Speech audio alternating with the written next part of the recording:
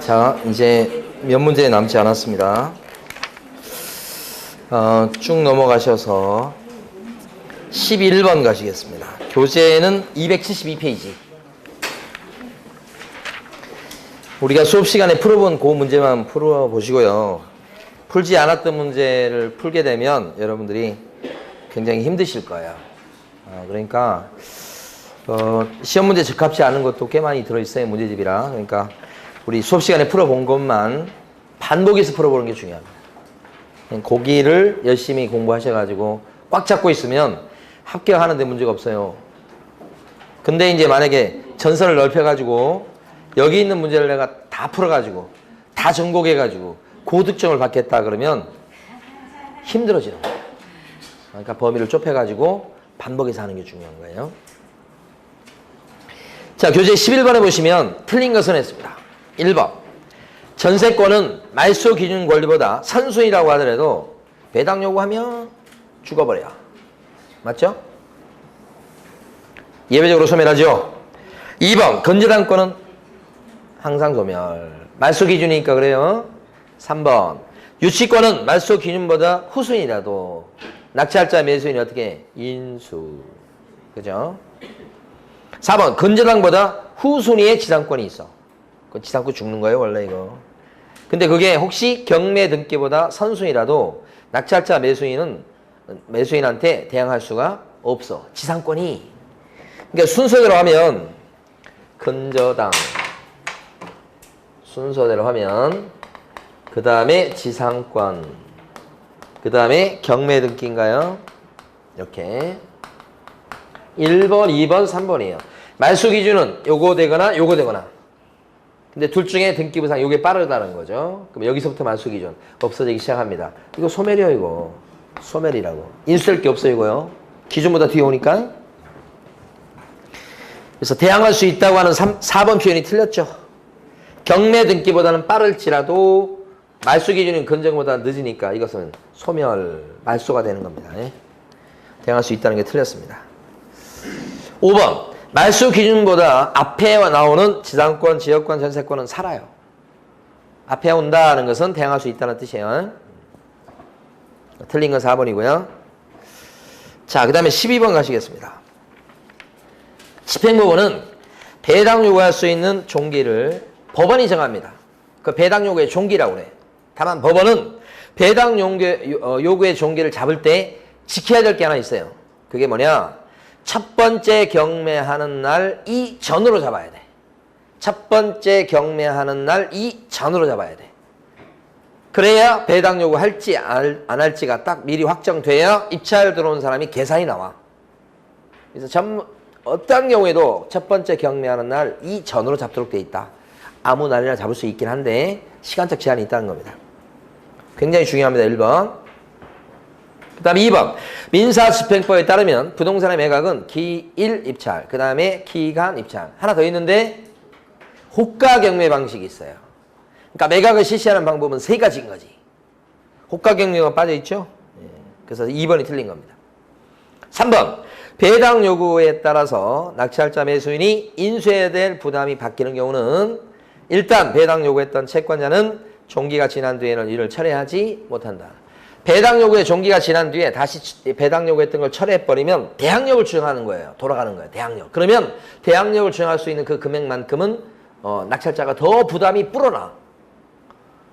그럼 낙찰자 입장에서 봤을 때, 입찰 들어온 사람 입장에서 봤을 때는 배당 요구해서 자기한테 받지 않겠다고 해서 그 금액을 계산해서 입찰가를 높게 적어서 들어왔는데 갑자기 배당 요구했던 걸 걷어들이면서 대항력을 주장해버리면 그때는 낙찰자가 부담할 금액이 상승해요. 상승.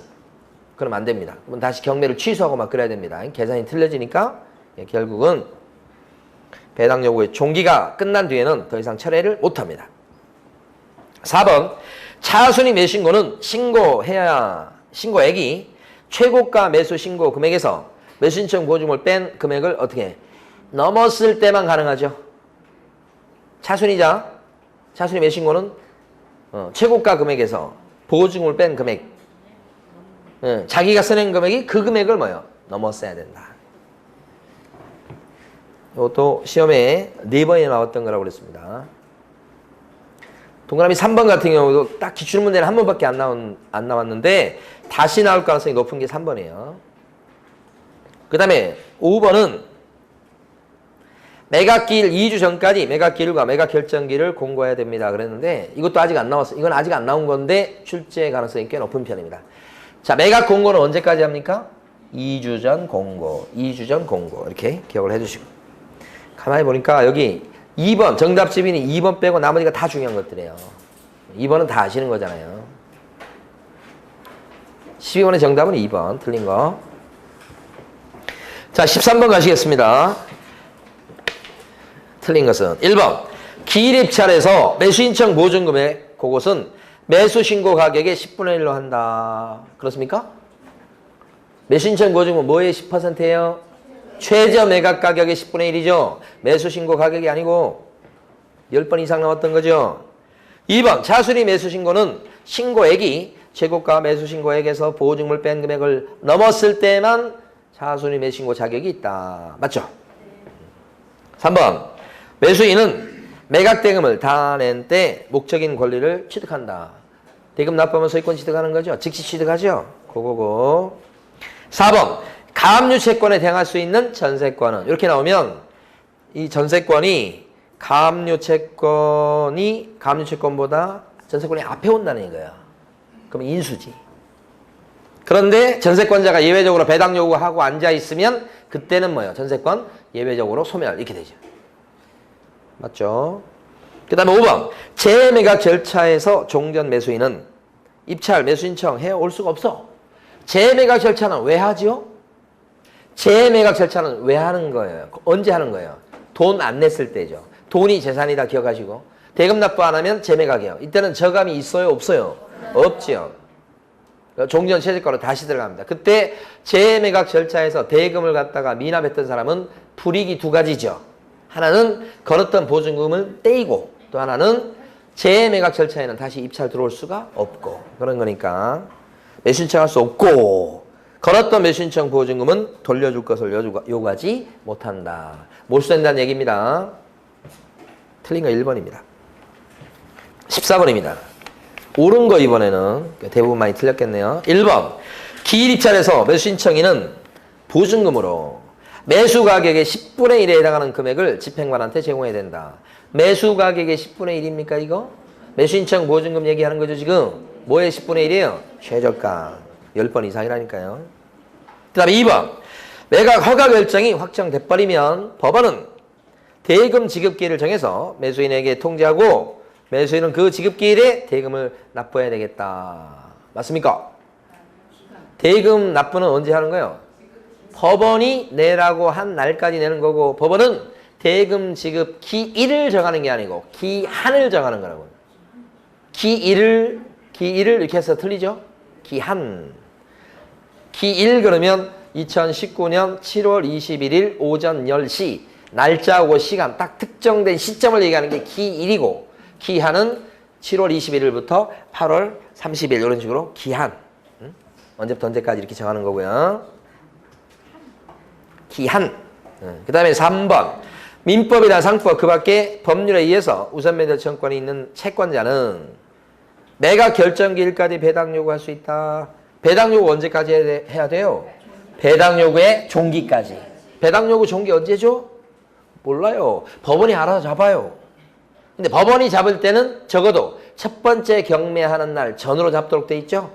그 전이라고 한다면 그날 언제라도 잡을 수 있어요. 그 법원이 알아서 잡으니까 그걸 종기라고 그러죠. 근데 매각 결정기일은 어때요? 첫 번째 경매하는 날 이후죠. 매각 결정기일이니까. 그러니까 이때는 결정기일까지 배당 요구할 수 있다고 하면 X지. 확실하게 틀린 겁니다.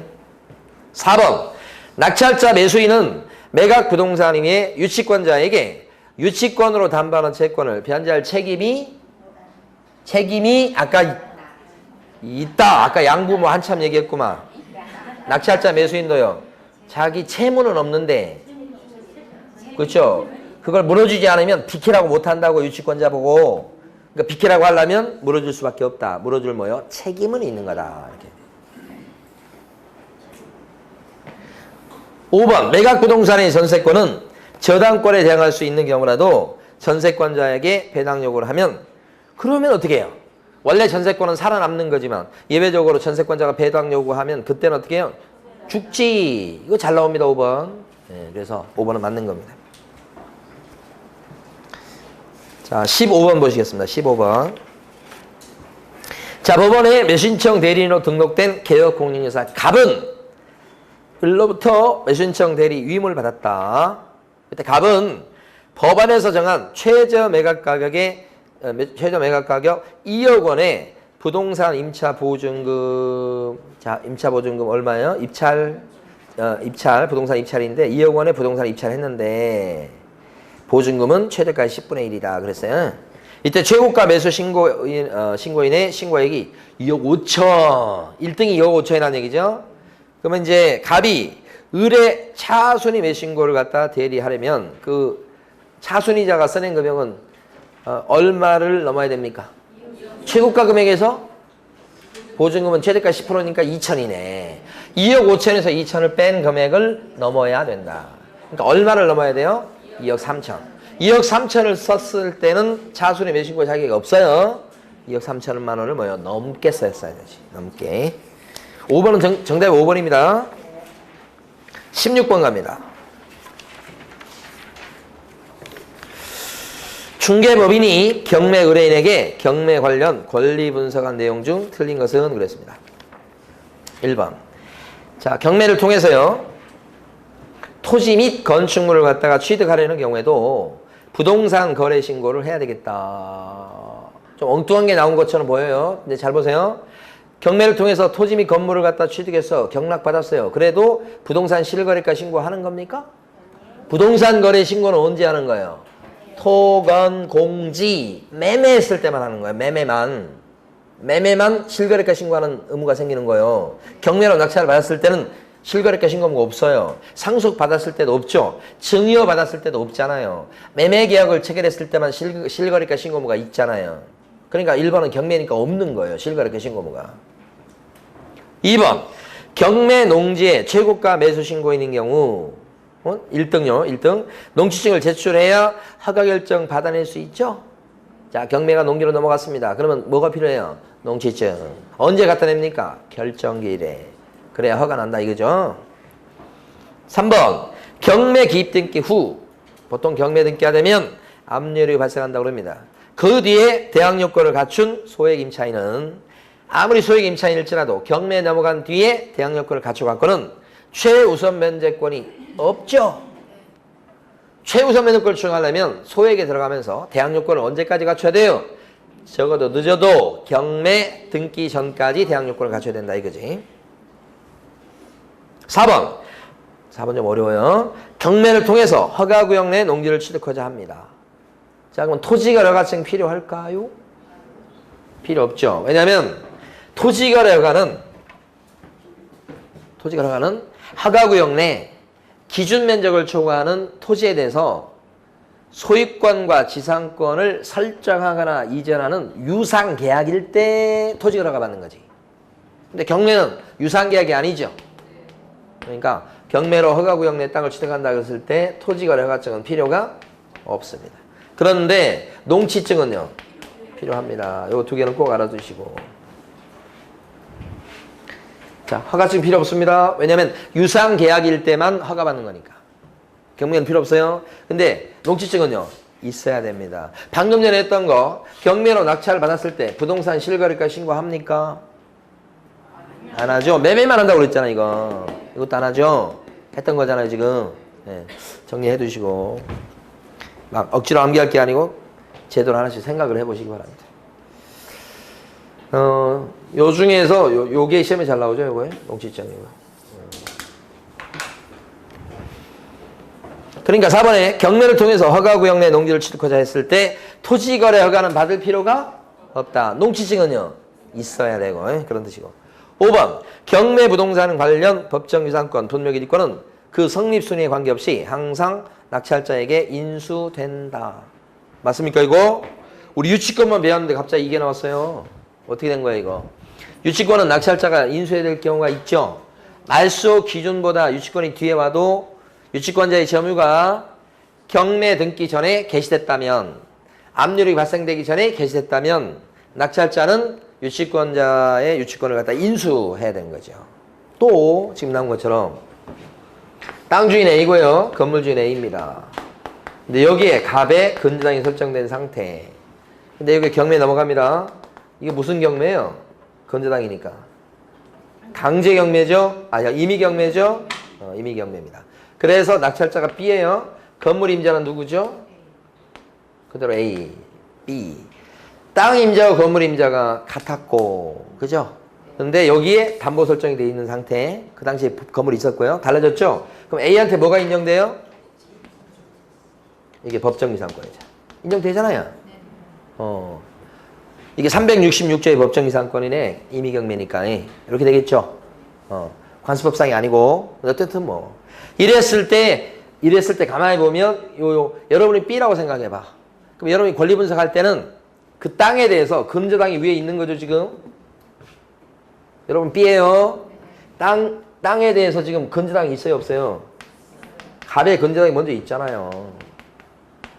그리고 여러분이 낙찰을 받으니까 이 노란 게 생겼죠? 노란 게 뭐예요? 법정 지상권이 생겼지. 근데 이건 등기부에 나와요, 안 나와요?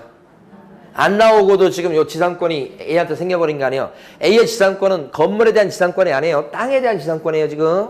토지 등기부예요, 지금. 자, 그랬을 때 이런 상태에서 여기 보면 이제 경매에 넘어가는 게 있으니까 정확히 얘기하면 여기서 2번이 경매 등기가 나오겠지, 이렇게. 그리고 나서 이제 뭐가 생겼어요? 등기부에 안 나오지만 법정이상권이 생겼죠, 이렇게. 이 법정이상권은 낙찰자가 인수해요, 안 해요? 여러분이 인수해요, 안 해요, 이거? 생기잖아요, 이거. 여러분들이 법정이상권에 부담을 안잖아요. 근데 말소 기준 권리보다 뒤에 있잖아요, 지금. 뒤에 생긴 거죠. 그래도 인수죠. 그게 법정이상권이에요. 분묘기지권은 어떨 것 같아, 분묘기지권은? 자, A가 땅 주인입니다. 근데 여기다 지금 묘자를 써놨는데 B 다시를 모셨고 B가 분묘기지권자예요. 승낙해줬어요. 그렇죠. 그런데 요 승낙해주기 전에 이 땅에 대해서 이미 갑은행에서 뭐예요? 근저당에서 땅에 대해서 지금 대출이 나간 거예요, 지금. 나중에 승낙 얻어서 묘자가 생겼지. 그럼 분묘기지권이 생겼죠? 이것도 순서대로 하면 제일 처음에 갑에 근저당이 있는 상태다, 이렇게. 근저당이 있었죠. 그리고 나서 지금 뭐예요? 이제 권리상으로 봤을 때는 B한테 뭐가 생겼어요? 등기부에 안 나오지만 승낙에 따라서 분묘기지권이 생겼죠. 그랬다가 안 갚으니까 이게 경매에 넘어갔죠, 이렇게. 그럼 여러분 여기 C가 낙찰 받았죠. 여러분이 C가 돼봐요. 그래서 여기는 이제 세 번째가 경매 등기.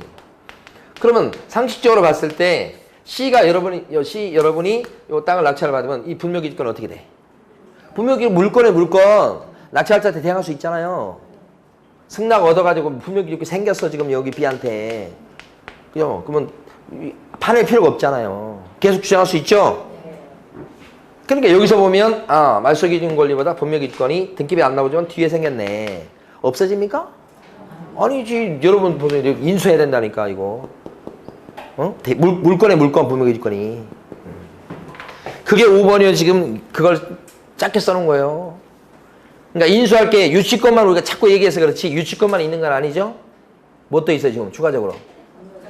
법정기상권도 그럴 수 있고 또 뭐 또 있고 분묘기지권도 인수될 게 있단 말이에요. 네.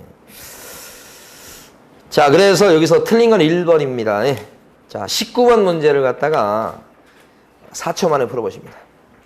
19번.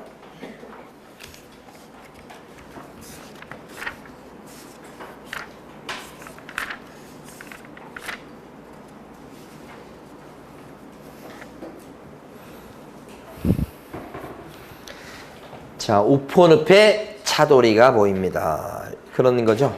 1번이 보입니다 할 때 입찰표 작성.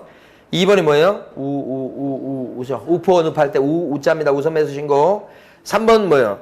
돌려. 그죠? 차돌이 할 때 돌자입니다. 우포늪에 차돌이가 보입니다. 4번이 대리권 범위에 안 들어가죠. 인도명령 신청 이런 거 없잖아요. 5번은 뭐예요? 또 우죠. 다시 한번 우포늪에 차돌이가 보입니다. 대리권 범위에 들어가는 거 7가지 총 암기 꼭 해주시고 여기서 안 들어간 건 4번이죠. 20번 문제를 갖다가 2초 만에 풀어보십니다.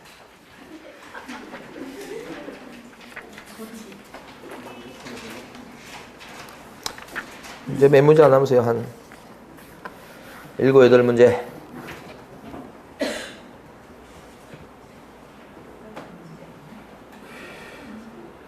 대리권 범위 안 들어가는 거 몇 번?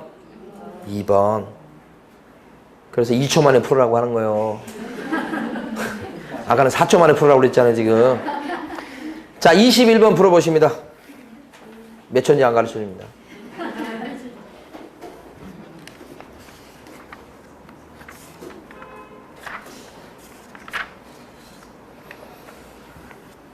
매수 신청 대리 대상 물건이랑 중개 대상물이 똑같아요. 답은 몇 번? 2번입니다. 자, 넘어가셔서 이번에 자, 24번 가시겠습니다. 틀린 것은 그랬습니다. 1번 공인중개사는 24번요. 중개사무소 개설 등록을 하지 않으면 매수신청 대리인으로 등록할 수가 없다. 그렇죠? 무조건 개공이 무조건 돼야만 매수신청 대리인으로 등록을 할 수 있죠. 2번 중개사무소 개설 등록은 등록관청이 하는 거고 매수신청 대리인 등록은 어디 하는 거죠? 지방법원장한테. 맞죠? 3번 매수신청 대리인 등록을 하고자 하는 자는 등록 신청일 전 1년 내 법원행정처장이 지정하는 교육기관에서 경매에 관한 실무교육을 받아야 되겠다. 매수신청 대리인 등록하려면 경매 실무교육을 받아야 되죠? 어디 가서? 법원행정처장이 지정하는 교육기관이에요. 맞죠? 4번 손해배상 책임을 보장하기 위한 보증은 중개사무소 개설 등록 요건이면서 동시에 매수신청 대리인 등록 요건이라고 그랬어요. 4번 틀렸죠? 어디가 틀린 거예요? 보증 설정이라고 하는 것은 중개사무소 개설 등록 요건 아니에요. 등록하고 나서 업무 개시 전까지 나중에 하면 되는 것이고요. 그렇지만 보증 설정은 매수신청 대리인 등록 요건에는 들어가지요. 매수신청 대리인 등록 요건은 3가지인데 어떻게 함기했었어요? 매수신청 대리인 등록 요건은 3가지인데 어떻게 함기했었어요? 자, 매수신청 대리인으로 등록하려면 공법, 교육을 보충하셔야 된다. 이렇게 함기했었는데, 그죠? 공인중개사인 개공이거나 법인 개공일 거, 경매 실무교육을 받을 거, 그 다음에 보증 설정을 미리 해둘 거, 거기에다가 결격자가 아니다. 그러면 매수신청 대리인으로 등록할 수 있는 거죠? 3가지. 공법, 교육을 보충해야 된다. 이거 안 했습니까? 했는데 처음 듣는 표정들이 왜? 과목이 너무 많아요. 제가 볼 때는 중개사 과목은 저기 한 3과목 정도로 줄여가지고 중개사법하고 한 2과목 더 해서 공법 이런 과목 빼버리고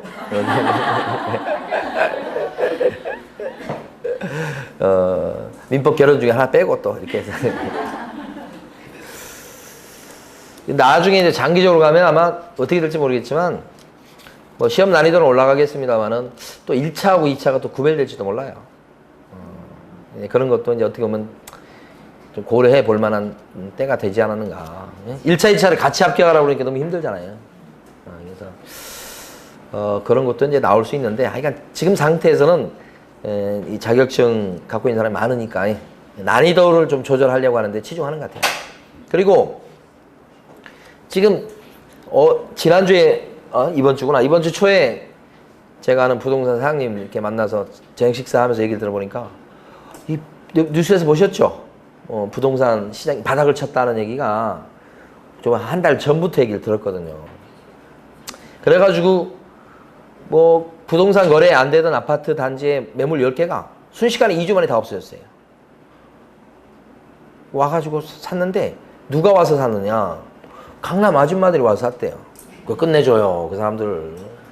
또 어디서 뭔 또 지시 오더를 받은 거야. 어디서 또 이번에 또 이거 바닥이고 앞으로 올라갈 가능성이 있으니까 빨리 사라고 해가지고 막 쫓아가서 막 우르르 와가지고 막 샀대요. 그래가 어디냐고요? 어디 걸 샀냐고요? 어디 지역이냐고. 그 아파트가? 그거 뭐 저기 거기 있어요. 좀 위렸죠, 위렸죠. 위례, 신도시. 그 사장, 근데 거기만 그런 게 아니에요. 거기 얘기를 들어서 딴 데도 마찬가지예요.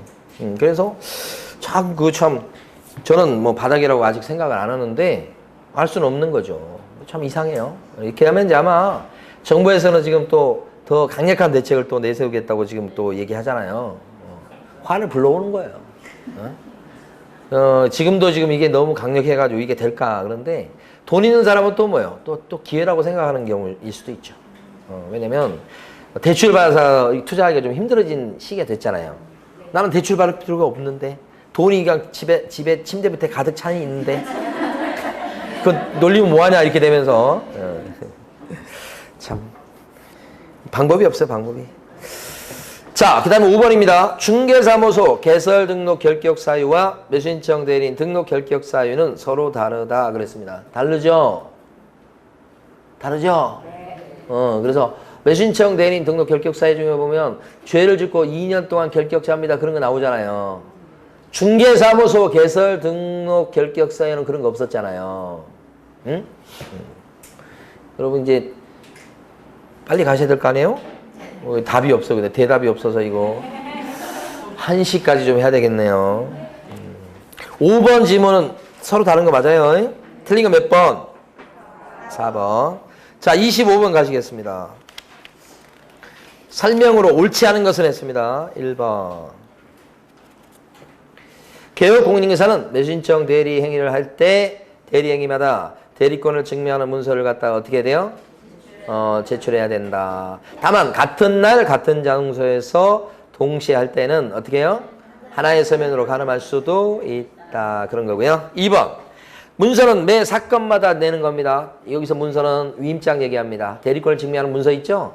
사건마다 제출하는 게 원칙 얘기죠. 3번. 중개법인의 경우는 대리권을 증명하는 문서 외에 대표자의 자격을 증명하는 문서를 제출해야 되겠고 매 사건마다 제출해야 되겠다. 그러니까 대리권을 증명하는 문서가요. 뭐가 있냐면 위임장이 있고요. 그 다음에 매수신청 대리인 등록증 복사본이 있고요. 그 다음에 법인일 때는 거기 나온 것처럼 대표자의 자격을 증명하는 문서. 요게 추가됩니다. 법인일 때 그렇습니다. 그 다음에 4번. 대리행위함에 있어서 매각장소 또는 집행법원에 소속 공인인계사가 출석할 수 있다. 절대 안 돼요. 직접 출석해야죠. 대리 출석을 허용하지 않습니다. 그 다음 5번.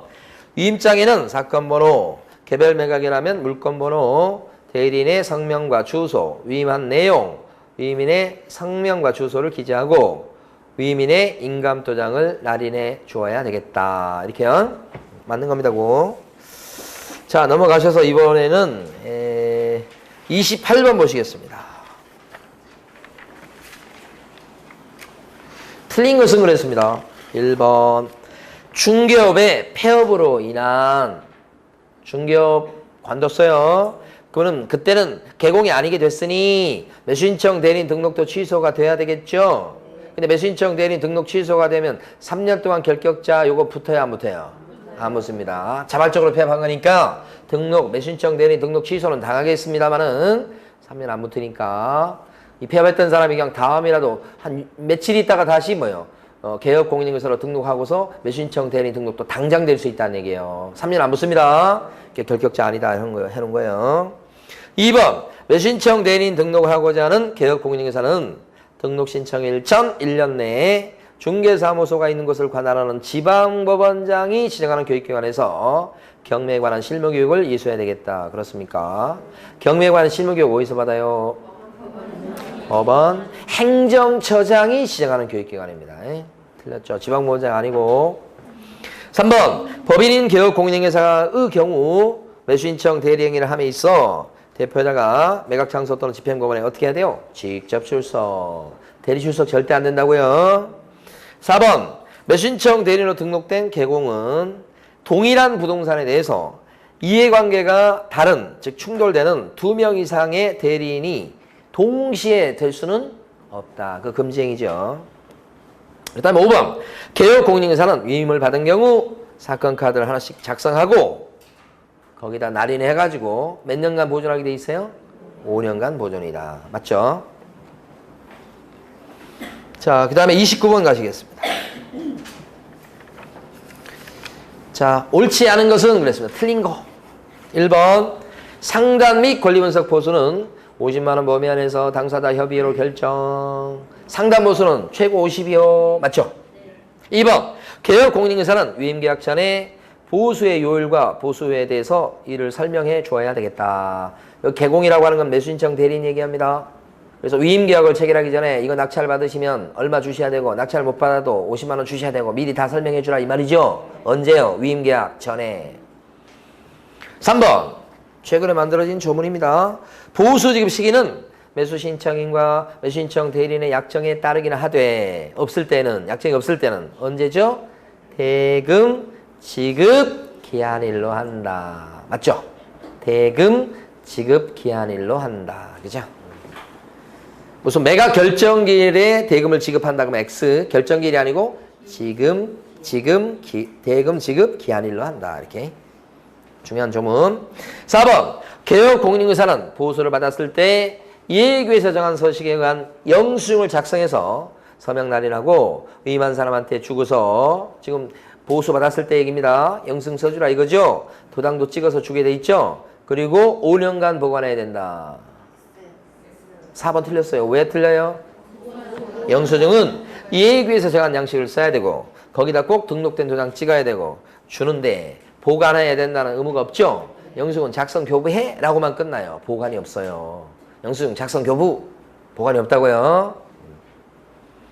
그 다음에 5번. 개업 공인인사는 매수신청 대리에 관해서 위민으로부터 예규에서 정한 보수의 요율표 범위 안에서 소정의 보수를 받는다. 자, 매수신청 대리인의 보수는 법정한도가 있지요. 법정한도를 뭘로 정합니까? 대법원 예규. 5번에서 알아두실 것은 예규에서 정한 보수의 요율 범위 안에서 소정의 보수를 받는다. 예규에 동그라미 해두시고 이걸 조례라든지 국토부령으로 바꾸면 틀리는 겁니다. 예규. 매수신청 대리인의 보수는 법정한도를 뭘로 정한다고요? 예규. 동그라미. 조례 아니에요. 국토부령 아니에요. 꼭 기억하시고 넘어갑니다. 이제 32번 가십니다. 틀린 것은 그랬습니다. 1번. 자, 매수신청 대리인으로 등록된 개업 공인인사가 매수신청 대리 위임을 받았을 때는 어떻게 해야 돼요? 민사집행법의 규정에 따른 매수신청 보증의 제공을 할 수가 있다. 자, 매수신청 대리인이 됐을 때는 어떤 일을 대신해 줄 수 있다. 7가지 있었죠. 우포늪에 차돌이가 보입니다. 그 중에 뭐가 있어요? 지금 나온 것처럼 보증의 제공도 있죠. 보입니다 할 때 보자입니다. 보증의 제공도 대리권 범위에 들어가죠. 그러니까 매수신청 대리는 보증금을 갖다 내줄 수 있죠. 그 얘기입니다. 2번. 매수신청 대리인으로 등록을 한 개업 공인인사는 업무를 개시하기 전에 위민에 대한 손해배상 책임을 보장하기 위해서 보증보험 또는 협회 공제에 가입하거나 공탁했어야 된다. 보증 설정했어야 된다. 언제까지? 업무 개시 전. 맞습니까? 매수신청 대리는 보증 설정을 칠판에 나온 것처럼 언제까지 설정해야 됩니까? 이거 매수신청 대리로 등록되기 전에 돼 있어야지. 업무 개시전이 아니고. 그렇죠? 네, 그래서 업무 개시전이 틀렸습니다. 어렵습니다. 2번. 3번. 개업 공인인사가 매수신청 대리로 대리 위임을 받은 경우 자, 대상물의 경제적 가치에 대해서 위임한 사람한테 뭐요? 정확하게 설명해 주어라. 경제적 가치, 법령상 제한상, 그 다음에 물건의 표시, 그 다음에 부담, 인수해야 될 것들 이거 설명하게 돼 있죠. 네. 4번. 개업 공인인사가 매수신청 대리인 얘기합니다. 매수신청 대리의 위임계약을 체결했을 때는 확인설명서 사본을 몇 년간 보존하시라? 5년이다. 맞죠? 5번. 중개업과 매수신청 대리의 경우 공인중개사인 개업 공인중개사가 손해배상 책임을 보장하기 위한 보험 설정을 해야 되는 금액은 같죠? 1억 이상 같죠? 따로따로 해야 되는 건 맞지만 금액은 일단 같다. 그래서 틀린 건 2번입니다. 자, 33번 보시겠습니다. 33번. 1번. 틀린 겁니다. 틀린 거. 모든 개업 공인인사는 매수신청 대리인으로 등록할 수 있는 것은 아니다. 끝에 아니다도 했기 때문에 맞는 게 됐어요. 왜 맞습니까? 개공 중에 부칙 개공 안 껴주죠. 그때 맞는 거. 자, 2번. 공인중개사인 개업 공인중개사는 매수신청 대리인으로 등록하지 않더라도 경매 대상 부동산에 대한 권리 분석 및 알선을 할 수 있다. 조심하셔야 돼. 주의하셔야 돼. 중요한 문제예요. 경매 알선 행위는 법원에 등록하지 않고도 매수신청 대리인으로 등록하지 않고도 할 수 있죠. 법원에 등록해야만 할 수 있는 업무가 뭐예요? 경매 입찰 대리가 법원에 등록이 꼭 필요한 업무죠. 요건 지금 2번은 경매 알선이죠. 법원에 등록할 필요가 없죠. 그러니까 맞는 거예요. 너무 중요해요. 2번.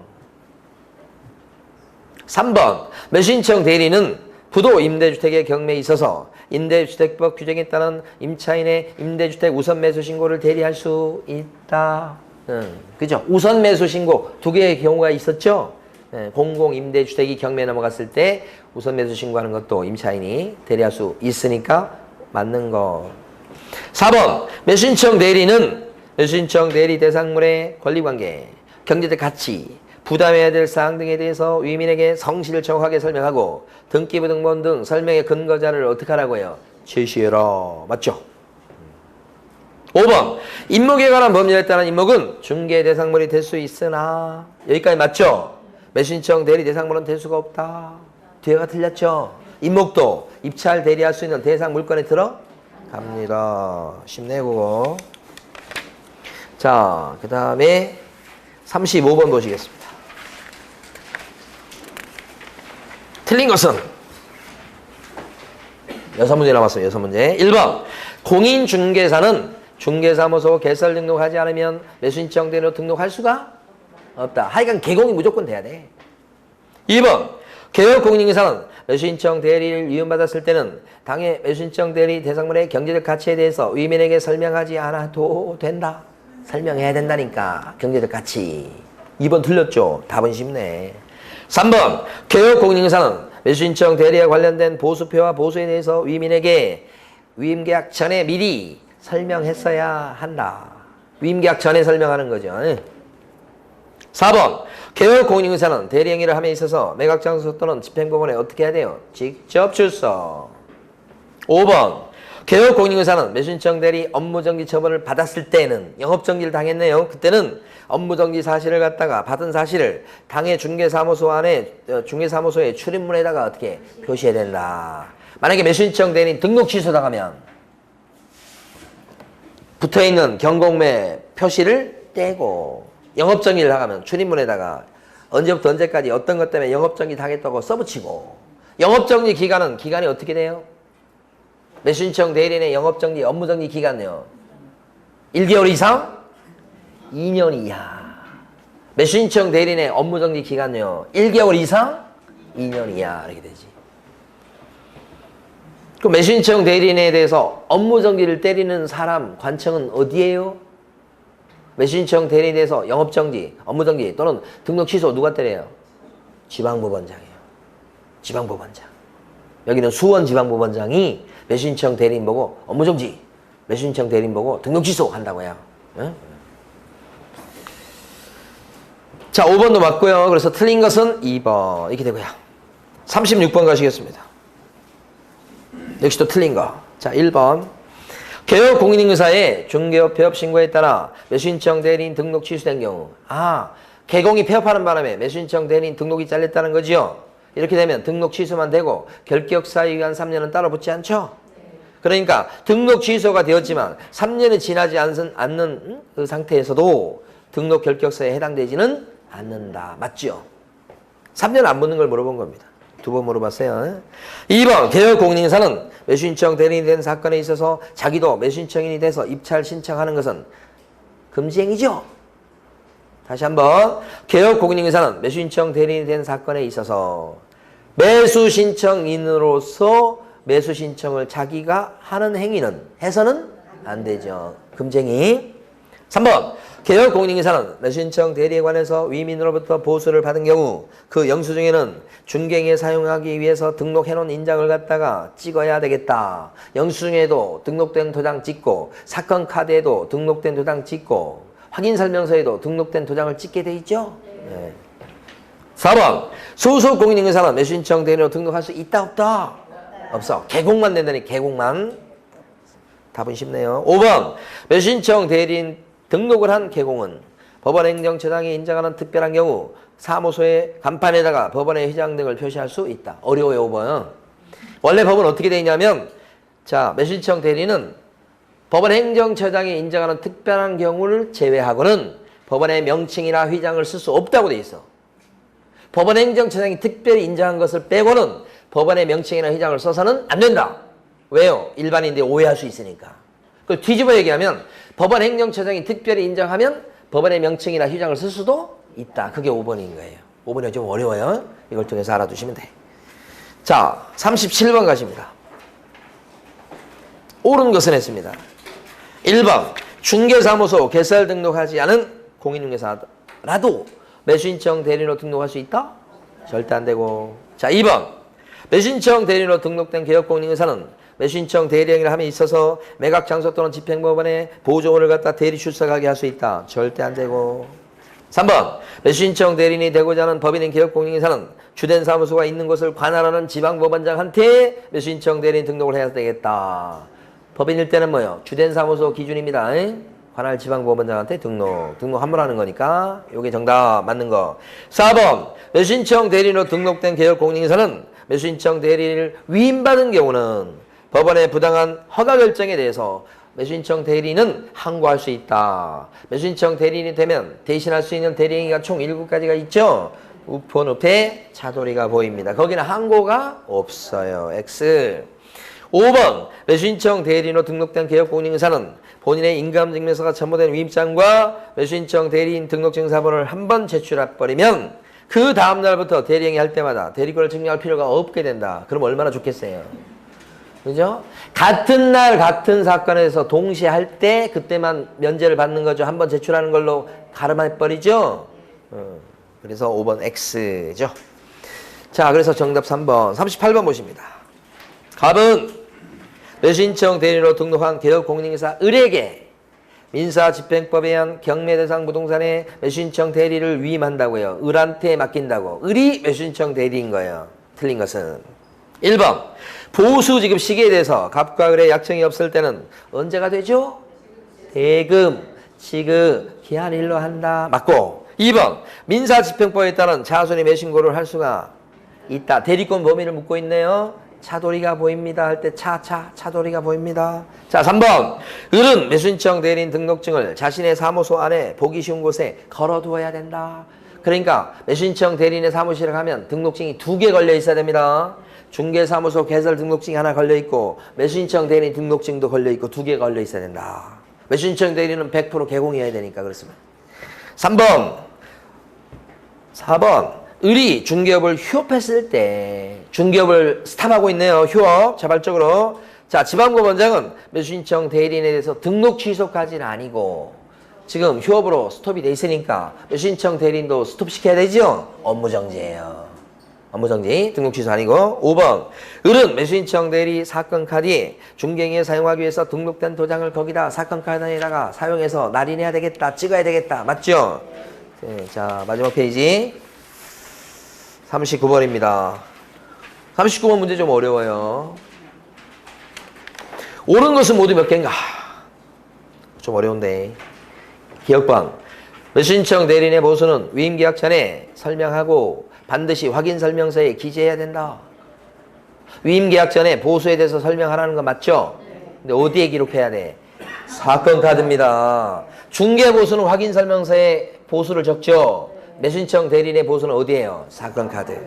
니은법 매수신청 대리 보수는 원칙적으로 50만 원 범위 안에서 합의해서 결정한다. 보수, 대리 보수. 대리 보수 어떻게 돼? 원칙적으로 50만 원 범위 안에서 아니죠. 대리 보수는 매수인이 됐을 때, 낙찰받게 되었을 때는 감정가의 1% 또는 최저가의 1.5%예요. 근데 매수인이 되지 못하면 50만 원 범위 안에서 협의죠. 대리 보수는 그렇습니다. 두 가지로 나눠지죠. 그러니까 니은번도 틀렸다고 봐야 됩니다. 원칙적으로 50만 원 범위 안에서 합의해서 받는다. 그러면 안 됩니다. 두 가지로 나눠요. 낙찰 받으면 감정가의 1% 또는 최저가의 1.5% 이하. 낙찰을 못 받으면 매수인이 못 되면 50만 원 범위 안에서 협의. 이렇게 되니까. 무조건 50만 원 범위 안에서 이러면 안 되고. 디귿번 매수신청 대리인은 개업공인중개사가 보수를 받았을 때는 이에 위해서 정한 양식에 의한 영수증을 작성해서 사건 카드에 처리해서 5년간 보존해야 된다. 아까 나왔었어요. 영수증은요. 작성해서 교부해라. 도장 찍어서 교부해라. 이렇게만 돼 있고 5년간 보존해. 그거 없다고 그랬죠. 그래서 틀린 거예요. 마지막. 매수인청 대리와 관련된 특별한 비용은 보수에 포함된 것으로 보고 별도로 청구할 수가 없다.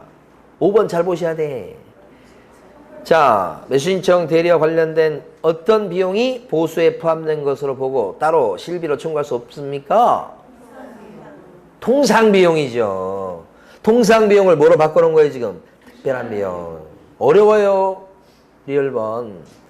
그러니까 통상비용은 보수에 포함된 것으로 보고 따로 청구를 못하는 거예요. 실비로. 그렇지만 특별한 비용은 뭐예요? 실비에 포함돼서 별도로 청구할 수 있죠. 다만 그 비용이 30을 넘을 수는 없지만. 다 틀렸죠? 다시 꼭 확인하시고요. 정답은 5번입니다. 40번 문제를 갖다가 마지막으로 풀어보십니다.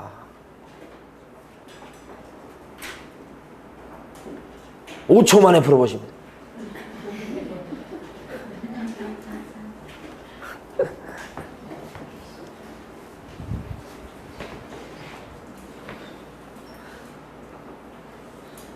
갑자기 금지행위에 해당되지 않는 걸 물어봤습니다. 그렇죠? 1번에 나온 것처럼 매수인청 대리인의 명의를 빌려주는 거, 대여하는 거 금지행위입니다. 2번처럼 등록증을 대여하는 거 똑같은 얘기입니다. 빌려주는 겁니다. 3번처럼 다른 개업 공인인사의 명의를 사용하는 것은 빌려오는 겁니다. 이것도 금지행위입니다. 1번, 2번, 3번은 결국 매수인청 대리인의 등록 명의를 빌려주거나 빌려받는 게 다 금지행위입니다. 당연히 금지행위예요. 그리고 4번에 보면 이중으로 매수인청 대리인 등록하는 거. 수원지방법원장한테 매수인청 대리인 등록된 A가 동시에 중앙지방법원장한테 또 매수인청 대리인 등록했다. 이중 등록이에요. 이거 금지행위예요. 그러나 5번 어떻습니까?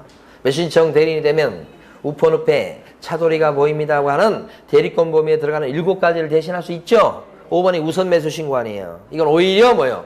대리권 범위에 들어가서 대신 해줄 수 있는 행위에 들어갑니다. 금지행위가 아니고. 그래서 금지행위를 혹시 공부 안 해도 5번을 보는 순간 답이 뭐예요? 5번이에요. 오히려 할 수 있는 거잖아요, 지금? 적극적으로. 네. 자, 이렇게 해서 우리가 벌써 또 2달이 흘렀다는 건 믿을 수가 없어요. 지금부터 2달이 흘러가면 이제 그때는 찬바람이 불면서 시험이 가까워오겠죠. 네. 2달 금방 갑니다, 여러분. 자, 지금부터 진짜 열심히 공부할 때입니다. 지금까지는 열심히 공부 안 했죠? 했나요? 네, 근데 지금부터 진짜 이제 공부할 때 되니까 우리 이제 다음 주에는 우리 시험을 볼 거예요. 시험 봐가지고 점수가 몇 점 나오나 이렇게 테스트하는 시간을 가질 건데 네, 여러분 저 보내드렸어요. 그러니까 범위표 보내드렸다고. 근데 아직은 여러분한테 안 나눠드렸을 거예요. 저 시험은 금요일 날 보죠? 네, 그래서 그 전날 그 요약집 있지 않습니까? 해당 범위까지 다 읽어보고, 그죠? 그 다음에 문제집 갖고 계시면, 기출문제집은 이거든. 그 해당 부분까지 문제를 이렇게 한번 다시 풀어보시고 오시면 그 문제들이 시험지에 있을 거예요. 100점 받으셔야 돼요. 네. 수고 많으셨습니다. 감사합니다. 네.